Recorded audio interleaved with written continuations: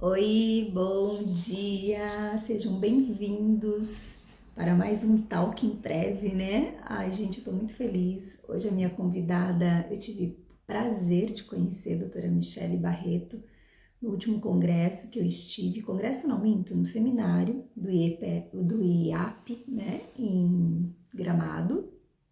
Foi muito bacana. Oi, doutora, você já chegou? Não vamos perder tempo, né, doutora? A gente já começa. Vamos ver se a doutora consegue já entrar. Vamos lá. Vocês vão mandando. Cadê? Vou mandar um recadinho aqui para a doutora Michele. Doutora Michele, consegue me mandar um oi aqui? Será?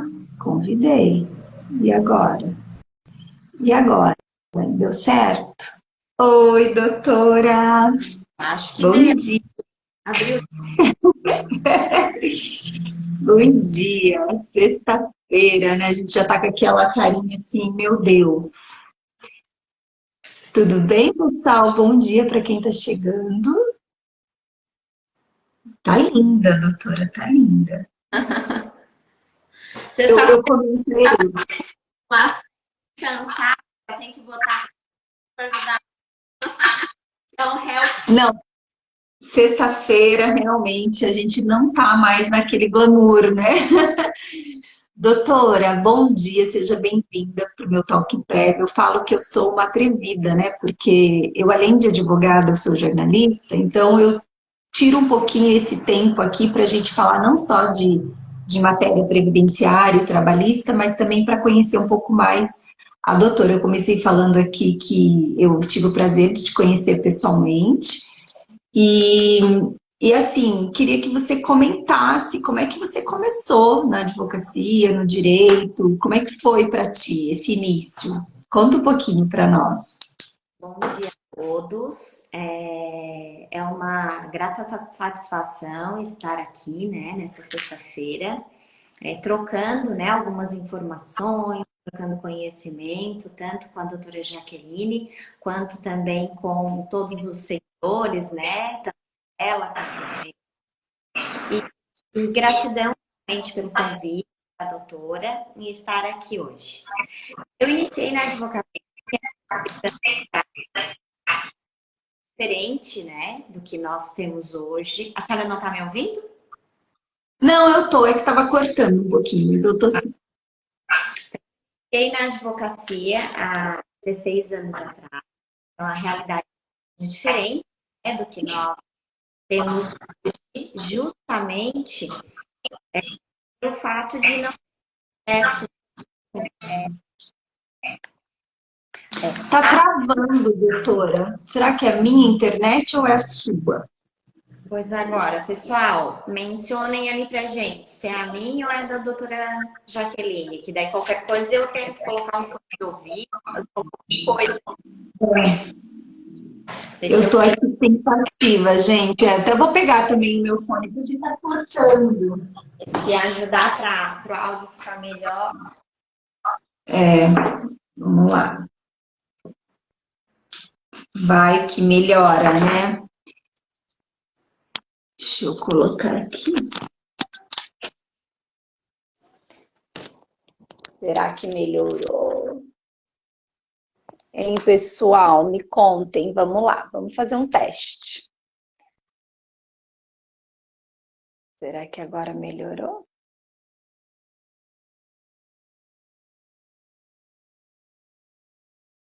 Travou, né, gente? Ou foi só para mim? Será que a gente vai ter que chamar de volta a doutora Michele? Tá travado? Não, voltou. Daí, melhorou? Ah, melhorou. Para mim melhorou. Tá ótimo. Ah, então tá bom. Se melhorou, tá bom.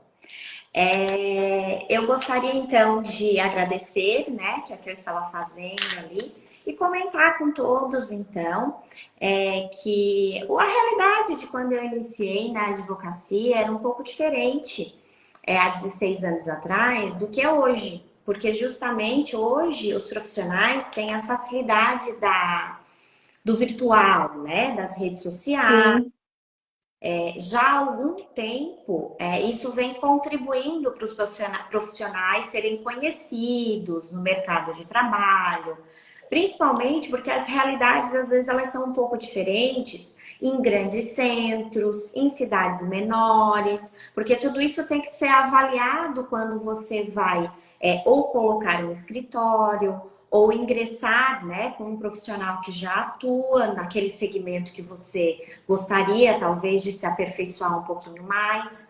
No meu caso, eu optei por realmente colocar o meu próprio escritório.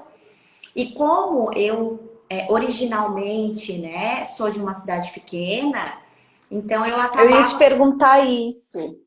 eu sou de uma cidade Eu ia te pequena. E como é que surgiu o direito previdenciário? Ou primeiro chegou o direito do trabalho? Como é que foi na sua vida? Como é que você escolheu esses nichos, né? Porque também é uma situação que você sai da faculdade, vou fazer o quê? Faço de tudo? Como é que foi para ti, doutora? Na verdade, assim, eu acabei tendo contato com o direito previdenciário já no meu estágio, porque eu tive a grata satisfação de estagiar, então, com um profissional aqui da minha região, da área do direito, na cidade em que eu estudava, muito atencioso, assim, muito humano, e ele trabalhava na área do direito previdenciário, então eu acabei aprendendo já, né, algumas coisas práticas com ele. E quando eu iniciei o meu escritório, acabou que, assim, que a parte prática realmente que eu conhecia mais era o direito previdenciário, porque era o que eu mais Olha, utilizava no escritório onde eu trabalhava. E assim, confesso que a parte humana sempre me chamou mais atenção, assim, eu sempre fui uma profissional da área do direito que sempre me identifiquei com o povo, com a população, então em auxiliar as pessoas, né? E a gente sabe que o direito previdenciário ele propicia isso, tanto não, é muito nós. gratificante mesmo. Só que daí o que que acontece? No dia a dia, na prática, a minha região aqui é uma região que tem bastante indústria.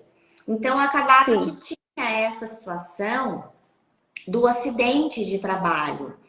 E por mais que nós saibamos o que se trata, como é que se atua, mas a gente vê que isso, assim, em vários locais, em várias regiões, não é tão difundido ainda. Então, as pessoas fazem muita confusão ainda. É, Ah, eu posso colocar o auxílio acidente, que eles chamam assim, né, ainda até hoje, apesar de que não existe mais de pecúlio, né? Todo mundo já deve sim, ter ouvido sim. falar nisso, né?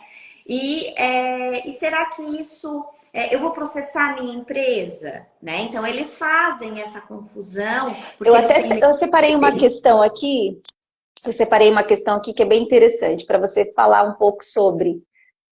Ixi, travou, gente? Tá travando? Será que é a conexão da doutora?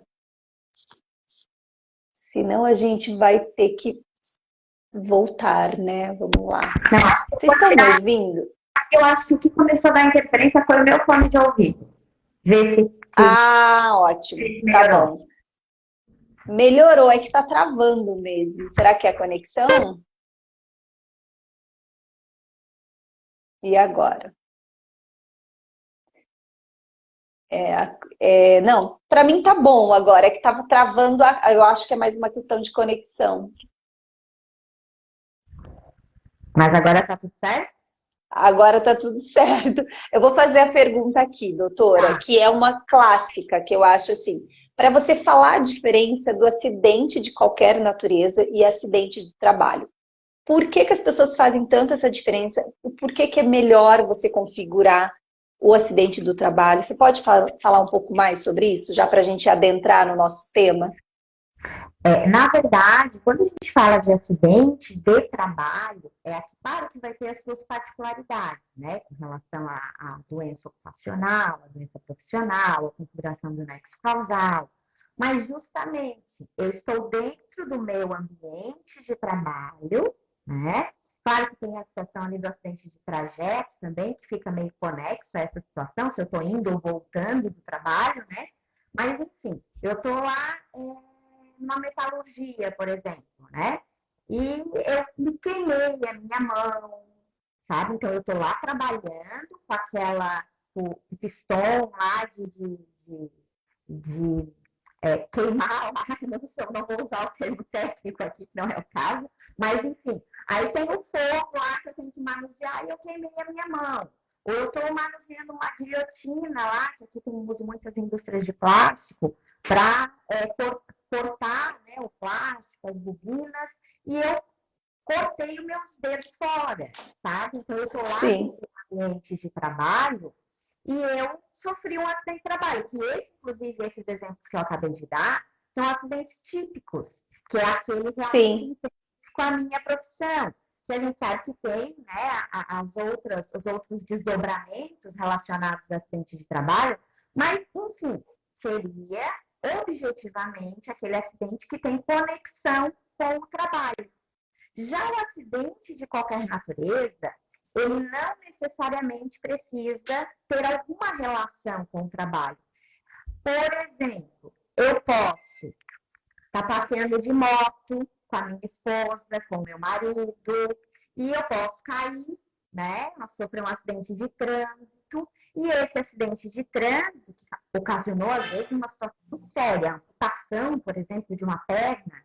Então, esse é um acidente de qualquer natureza, porque justamente não teve aquela natureza específica do trabalho, que eles costumam também chamar, né, que é o benefício previdenciário, que é o vários professores acabam, né, criticando também essa nomenclatura, porque o previdenciário ele abarcaria tudo, né? Porque o Exatamente. trabalho também não deixou de ser previdenciário. Mas, enfim, né? Mas é muito interessante você falar sobre isso, porque existe a confusão, realmente, né? Existe. No nosso dia a dia acaba existindo. Como, por exemplo, daí às vezes as pessoas também me perguntam, e tem algumas dúvidas, e até dúvidas de comprovação. Porque se eu estou, por exemplo, numa convenção de direito, lá em outro estado, numa palestra, e eu acabei sofrendo um acidente, aí eu tenho duas situações, por exemplo, só para levantar aquela pulga na orelha da galera, assim, olha.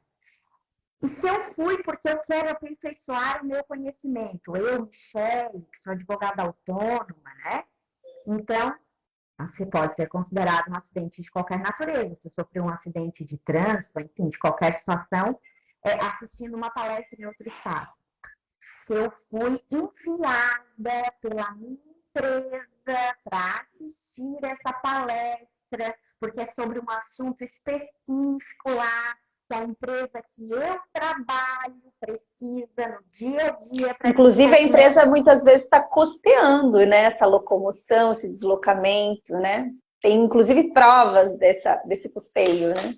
Com certeza. Aí, esse acidente já pode ser considerado de trabalho. E quais os benefícios da gente fazer essa configuração, doutora? Porque eu vejo assim que as pessoas não entendem, mas tá, tudo bem, eu sei o que é um, o que é outro, mas qual é o benefício da gente comprovar ser um acidente de qualquer natureza ou do trabalho?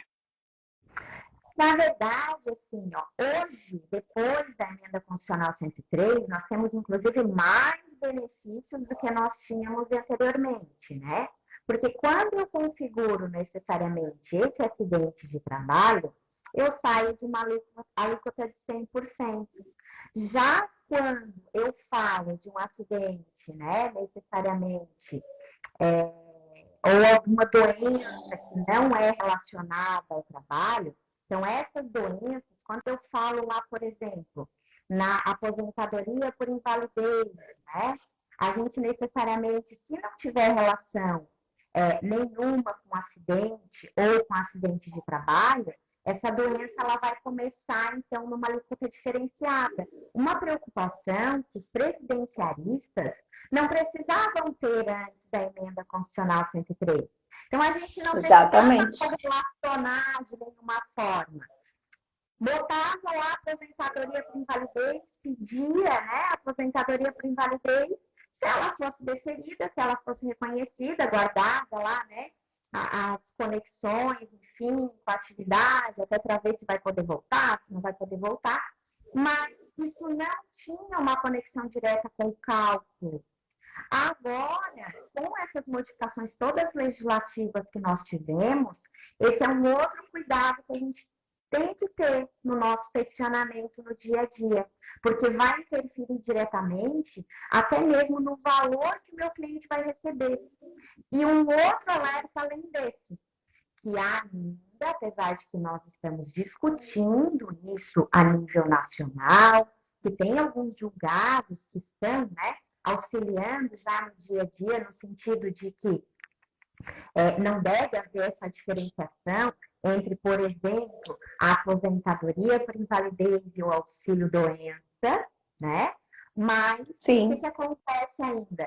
Nós estamos tendo um valor de aposentadoria por invalidez, principalmente nesse caso que eu estou mencionando, se não tiver conexão com acidente ou acidente de trabalho, diferenciado do que o próprio auxílio-doença. E nesse caso, diferenciado para menor, porque o auxílio-doença inicia ali com uma média, né? Tem uma alíquota com a diferenciação ali de 91%. E quando eu verifico a situação da aposentadoria por invalidez, ela vai iniciar, então, ali nos 60%. E o que eu faço isso no dia a dia que vai ter relação a quê? Está ligado à pensão por morte agora, pela nova legislação. Então, eu faço aquele cálculo da pensão por morte, a média, né, primeiro da aposentadoria por invalidez, para depois jogar, então, o cálculo da pensão por morte em cima. Então, vocês cogitam... Quer dizer, é um desdobramento, né? É um desdobramento que tudo está lá desde essa gente conseguir adequar o pedido, não é isso? Doutora, para você começar a falar também de um outro assunto, apesar de eu ter te cortado, me perdoe, mas é um assunto que eu acho que não dá para a gente deixar de falar, já que nós estamos falando da conexão entre o direito previdenciário e do trabalho. O que é o famoso limbo previdenciário? Por que o advogado trabalhista tem que ter essa atenção junto com o advogado previdenciarista? Como é que é feita essa conexão? E falar um pouquinho mais desse limbo previdenciário tão famoso, né? Na verdade, o limbo previdenciário, ele sempre existiu. Só que daí o que acontece? Ele não era uma situação tão explorada, que é justamente esse lapso temporal em que o meu cliente ficar aguardando uma possível decisão do INSS, que a gente não sabe talvez se vai ser favorável ou desfavorável, só que, ao mesmo tempo, ele não consegue retornar à sua atividade do dia a dia, ao seu trabalho. Então, ele está sem receber, né, do INSS, muitas vezes, e ele está sem receber da empresa. Então, quando se trata, então, de um acidente de trabalho, eu tenho como fazer essa implicação para a empresa, né? Eu tenho como promover uma ação trabalhista, para que a empresa, então, resguarde esses recebimentos durante esse período que o meu cliente está aguardando essa decisão relacionada, então, ao processo previdenciário. Aí abre várias discussões aqui, no sentido de que esse trabalhador teria ou não teria que fazer a devolução desses valores posteriormente, se alcançasse, né, uma demanda positiva no INSS e tivesse os valores necessariamente ali depois a serem recebidos daquele mesmo lapso temporal que ele recebeu esses valores da empresa. Ou será que essa empresa vai, então, por essa responsabilização do INSS e não ter promovido essa demanda no momento oportuno, vai poder colocar uma ação de ressarcimento, então, necessariamente contra essa empresa. Então, o que acontece nesse dia a dia que a gente vê? Justamente essas discussões, assim, de valores, essas discussões com relação ao nosso dia a dia e até promover, né, que o nosso cliente não fique necessariamente aguardando esses valores e passando fome, né? Que é muita dificuldade. Só que o que eu tenho aqui, exatamente, né? A gente vai verificar também se ela tem na sua região. As empresas já se ligaram nisso. Então, assim, automaticamente, o que a gente está vendo?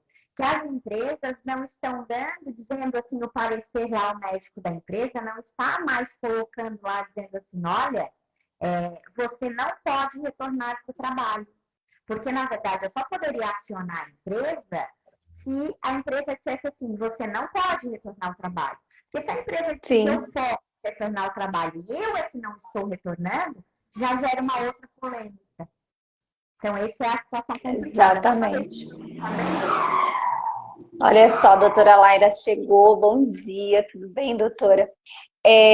Olha só, uma coisa que eu acho, doutora Michele, que é muito interessante a gente abordar também, porque fica essa questão envolvendo aqui o trabalho, o direito do trabalho com o direito previdenciário. Quando é que a gente pensa na questão da reabilitação profissional? No teu olhar, quando é favorável, né, que você estava falando desse cliente que fica aí nesse limbo, quando é favorável para o nosso cliente estar em reabilitação profissional, ao teu ver? Só deixa eu abrir um parênteses aqui, cumprimentar também a doutora Laila, cumprimentar a doutora Jamila, né, minha colega lá da ABA também, lá de Portugal, nos prestigiando aqui. Nossa, que linda! Seja bem-vinda. E todos, né, que ingressaram na live durante esse período. Mas, assim, com relação a essa reabilitação, aí você tem que conversar com o cliente, porque, por exemplo, eu estou com uma situação aqui no escritório que justamente a senhora retornou ao trabalho, a empresa está tentando, inclusive, readaptar ela numa outra função, né? E o que acontece necessariamente nessa outra função? Deixa eu dar um bom dia aqui para o Dr. Thiago Fibrice, que nos prestigiando também, nosso representante. Seja bem-vindo. Obrigada. Então, o que acontece? No dia a dia, né, esse profissional, será que realmente ele tem essa condição? Porque essa condição ela está atrelada à profissão necessariamente que essa pessoa exerce, a profissão que possivelmente ela poderia exercer. Essa minha cliente é uma senhora, então, uma idade um pouco mais avançada, que já acaba dificultando um pouco mais. As suas condições pessoais, né? Ela não tem a destreza com relação a cultural, e nem tem o conhecimento para mexer no virtual, no digital, né? Até pela própria idade, pela sua condição educacional, então essa dificuldade de reinserção no próprio mercado de trabalho. Então, tudo isso tem que ser levantado nessa possível reabilitação e também não adianta reabilitar um cliente, por exemplo, para ser porteiro, para ser porteira, se na minha região são pequenos prédios, pequenas construções e eu não preciso de um porteiro. Então, assim, exatamente. A viabilidade disso, tanto com relação ao profissional que está sendo readaptado em uma determinada função, quanto aquela função também de readaptação, se ela existe materialmente ali naquele mercado de trabalho disponível para aquele profissional. Então, tem vários aspectos aqui para serem verificados. Eu acho que esse aqui é o cuidado que a gente tem que ter, e essa conversa também com o nosso cliente, né? Para saber a real situação dele naquele momento. Doutora, e outra situação também muito comum, que é um desconhecimento, a gente verifica dentro, né, mais até da área, quem mexe só com o trabalho, na área trabalhista, do que no previdenciário. Quando é que a gente precisa, então, trazer essa sentença trabalhista para a esfera previdenciária? Ao teu ver, o advogado lá encerrou a ação, lá na esfera trabalhista, teve audiência, saiu a sentença, está tudo homologado, tudo bonitinho. Como fazer essa averbação aqui para o CNIS do seu cliente? Na verdade, a recomendação que eu faço para os meus clientes aqui é fazer já o quanto antes, tá? Até porque, o que eu sempre alerto? A legislação, ela muda todo dia, né? Então, sempre vai poder haver novas modificações que talvez até deixe de configurar, deixe de adequar ou atrapalhe um pouco mais, né, essa possível averbação. Mas a maior dificuldade que eu vejo dos advogados que trabalham exclusivamente no direito do trabalho e não têm essa preocupação, porque não deixa de ser uma preocupação, né, com o direito previdenciário, é porque acabam fazendo, às vezes, acordos, por exemplo, somente indenizatórios, que o que vai acontecer? Eu consigo usar um acordo somente indenizatório, consta lá com verbas indenizatórias, para averbar um período de tempo para o meu cliente? Não consigo? Não vai me servir para absolutamente nada na esfera. Importantíssimo esse teu alerta, importantíssimo, né? Porque o advogado trabalhista não tem muito essa visão, né? Muito interessante. Aí o que eu vejo no dia a dia, assim, se não tiver os requisitos corretos, que seria a configuração das verbas trabalhistas, que seria o início de prova material, que obrigatoriamente tem que existir nessa comprovação, lá na Justiça do Trabalho, como pré-requisito para fazer essa averbação da sentença trabalhista na esfera previdenciária, que se eu não tiver o início de prova documental, que seja uma fotografia, que seja lá dos colegas de trabalho, que seja um recibo lá de um comprovante de entrega de mercadoria naquele estabelecimento que esse funcionário assinou, que seja qualquer documento que possa, no dia a dia, fazer o início da prova.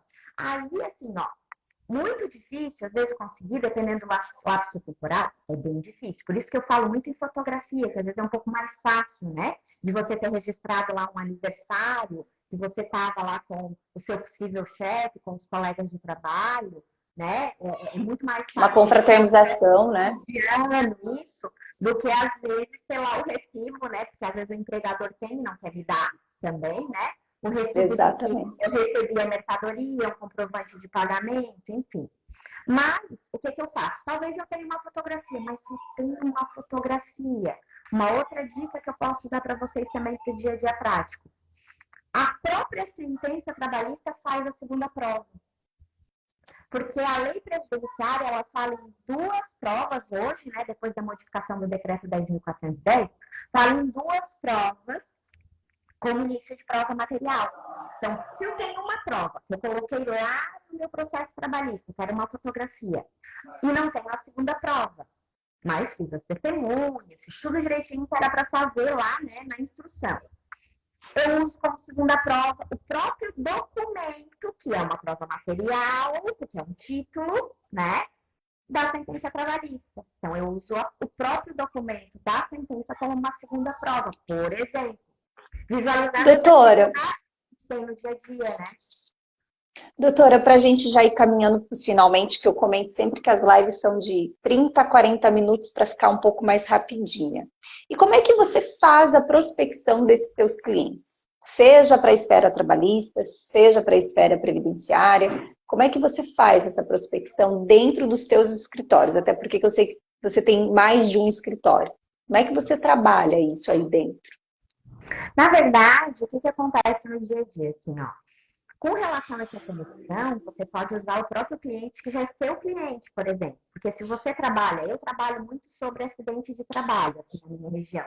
Então, às vezes, eu coloco o próprio cliente lá do auxílio acidente e que colocamos, então, essa indenizatória trabalhista ou indenizatória com reconhecimento. Então, esse cliente ali da esfera trabalhista, você pode utilizar e entrar em contato, porque ele é seu cliente.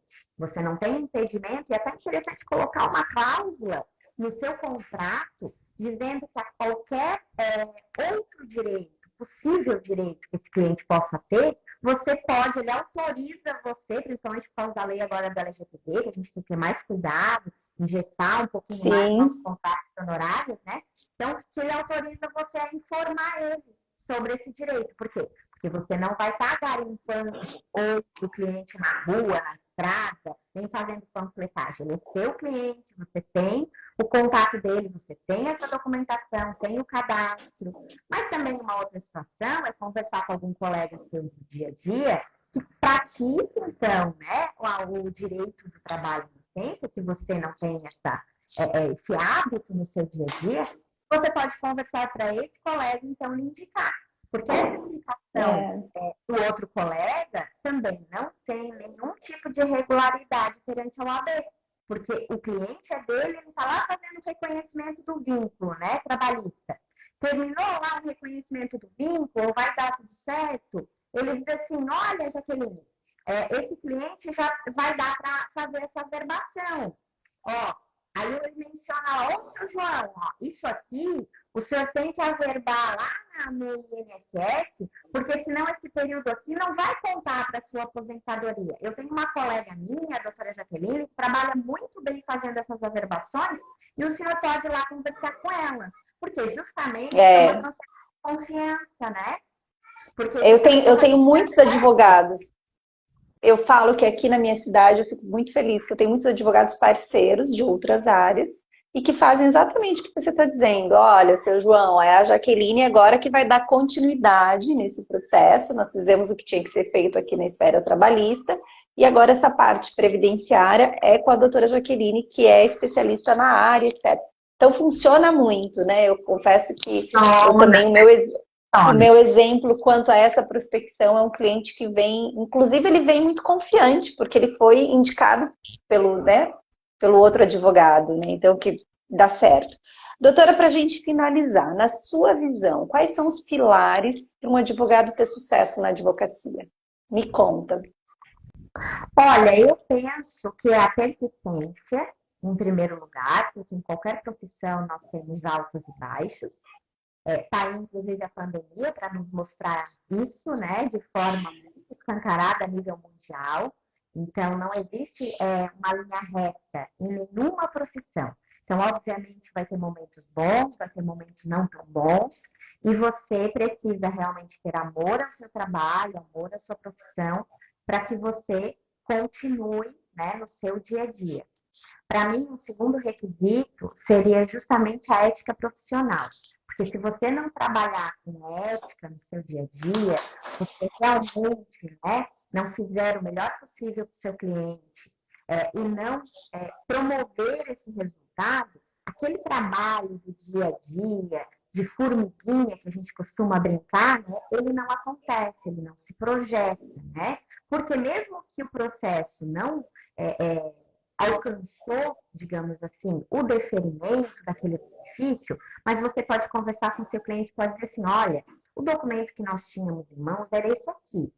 E agora nós podemos utilizar o quê? O perito não foi talvez favorável ao seu benefício, mas nós já temos um lapso temporal. Qual é a sua situação atual? O senhor continua nos seus exames agora, depois de 2 anos lá, que às vezes o processo leva para tramitar, né? O senhor continua com os mesmos sintomas? Traz já o prontuário médico atualizado, porque já entra a persistência e o pronto atendimento ao seu cliente no sentido para dar perspectivas para ele. Olha, é possível. Não, ó, eu verifiquei aqui que o senhor teve uma melhora. Não vai dar certo realmente porque o senhor melhorou. Então, assim, é dizer a verdade, trabalhar com ética, é dizer até um não para o seu cliente, inclusive por quê? Porque no direito previdenciário a gente trabalha muito no êxito. Então não adianta você também andar na estrada de graça, né? Porque não vai ser bom para você nem bom para o seu cliente. E quem diz a verdade, gente, sempre vai ter uma vida profissional muito mais promissora e muito mais longínqua. Porque se você disser para o seu cliente naquele momento que você não vai colocar o processo, não vai cobrar aquele valor dele, porque o que ele quer não é possível juridicamente, às vezes naquele momento ele vai ficar triste. Mas eu já tive casos que procuraram outros profissionais depois de eu dar essa informação, colocar o processo, perder o processo por causa da motivação que eu havia mencionado, voltar aqui para já um outro motivo e me dizer assim, doutora, eu voltei aqui porque a senhora foi a única que me disse a verdade, que realmente não era possível o que eu queria. Aí você tem que ter a técnica suficiente para olhar para o seu cliente e dizer assim, olha, eu entendo moralmente a sua posição, mas juridicamente a sua vontade não vai ser o que vai acontecer dentro do processo. Aí você vai dar, inclusive, a fundamentação. E principalmente, assim, no dia a dia, além da persistência, além da ética profissional, gente, não se vende o que não tem. Vocês precisam de conhecimento. Eu falei muito isso. Eu falei, gente. Tendo conhecimento. Como vem uma coisa que não tem? Eu falo muito isso. E assim, o previdenciarista, seja o advogado trabalhista, a gente tem que buscar diariamente esse conhecimento, até porque o nosso cliente, eu acho, né, ele é um cliente muito diferenciado, ele já vem sabendo de uma série de situações, então se ele não encontrar e não confiar em você, ele não vai ficar, né, doutora? E eu acho que isso é muito interessante. Buscar conhecimento, eu digo, conhecimento não ocupa espaço, não é? Então, é sempre bom. Ai, doutora, eu vou falar, eu fiquei encantada. Eu tive o prazer de estar, né, no seminário, não, no simpósio do IATE, e foi uma delícia, porque aprendi com todos vocês que estavam lá. Você é uma graça de pessoa, eu brinco assim, uma grande pequena mulher, né? Tem que altura, doutora? Revela agora a gente falando aqui um pouquinho mais de... Tem que altura? Eu tenho 1,57 m. Que linda, não? Doutora, para a gente encerrar, muito obrigada, desculpa tomar o seu tempo, mas para encerrar com uma frase aqui que te marcou, que você leu aí qualquer dia desses, uma frase que para nos inspirar. Olha, uma frase que eu gosto muito, que eu li e acabei alterando algumas coisas, assim, até coloquei naquele evento e eu simpatizo muito com ela, assim, que eu percebo assim, que no dia a dia nós podemos criar o nosso próprio futuro. Então, para mim, a melhor forma de prever o futuro é criar as nossas próprias oportunidades. Porque realmente, assim, eu percebo que algumas pessoas acham que o mundo deve favor, né, para elas. E isso não procede, isso não acontece no dia a dia. Se nós temos saúde, se nós temos, né, força de vontade, coragem, a gente tem que correr atrás dos nossos objetivos e não esperar sentar. Beijo no coração de todos. Gratidão, Beijo. Pela oportunidade. Eu que agradeço. Obrigada. Beijos. Obrigada também. Bom final de semana. Igualmente.